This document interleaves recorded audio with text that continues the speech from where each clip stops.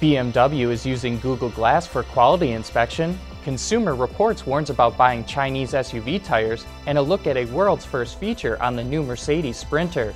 All that and more coming right up on Autoline Daily.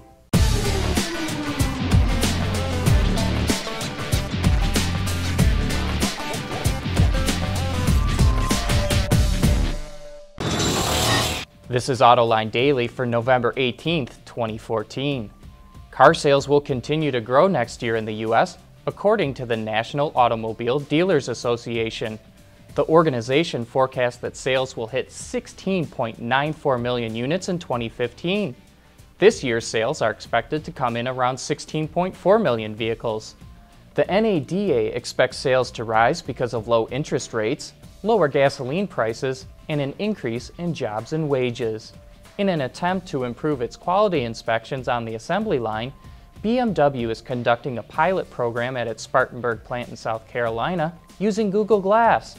The quality testers are able to document potential issues with pictures or video using Google Glass, instead of writing down problems, which could oftentimes be vague.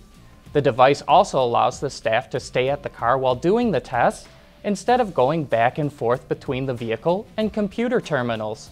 The tests are currently being done with pre-production vehicles, but the company says it's looking into using Google Glass during final assembly as well. Back in February, we reported that Volvo was showing off connected car technology that allowed people to have food or other products delivered directly to their car by using a digital key. Now Bloomberg reports that the automaker is teaming with DHL so that customers can have packages delivered to their vehicle. The delivery service would only get access after the owner accepts delivery via a text message. Premium brands are always looking for ways to offer unique experiences that competitors don't, and this is one way for Volvo to do just that.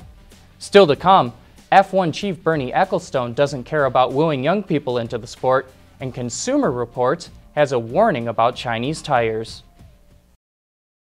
Autoline Daily is brought to you by Bridgestone, your journey, our passion, and by Dow Automotive Systems, improving durability and increasing design flexibility with Betamate structural adhesives at dowbetamate.com. Formula One TV viewership has been going down, and after reading an interview that 84-year-old F1 boss Bernie Ecclestone did with the network Campaign Asia Pacific, it seems like they're going to keep going down. He doesn't want to try and reach out to the younger generation by expanding into social media because he doesn't see any value in it, saying he's just too old-fashioned. Ecclestone also says kids don't know what they want and aren't able to relate with its sponsors because they can't afford a Rolex or don't have any money to put in a UBS bank. Bernie, like I'm sure most fans, got into the sport when I was young, and the hope should be keeping them around long enough until they can afford a Rolex or have a bunch of money to put in the bank.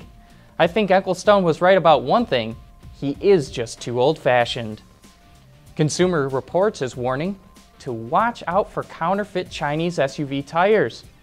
After buying some Pegasus Avanta tires for testing purposes, it discovered after the fact that they were not manufactured or distributed by authorized parties and would not be backed at all. The tires underperformed the real Pegasus tires in CR's tests and won't be recalled unless a safety issue is identified. This isn't going to help the perception that Chinese-made things are junk.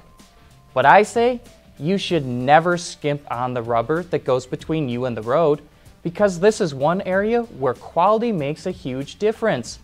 If you're not sure how to identify a quality tire, we'll put a link to a video I did on how to read your tire sidewalls. Coming up next, a look at a world's first feature on the new Mercedes Sprinter van. There's so much to love about Bridgestone's Jeweler tires. The amazing traction, the quiet, comfortable ride, and they're really tough. It's like loving 3 tires in one. There's more car news and industry insight from the Autoline Network every day. Take a moment to click that subscribe button. You'll never miss another Autoline episode.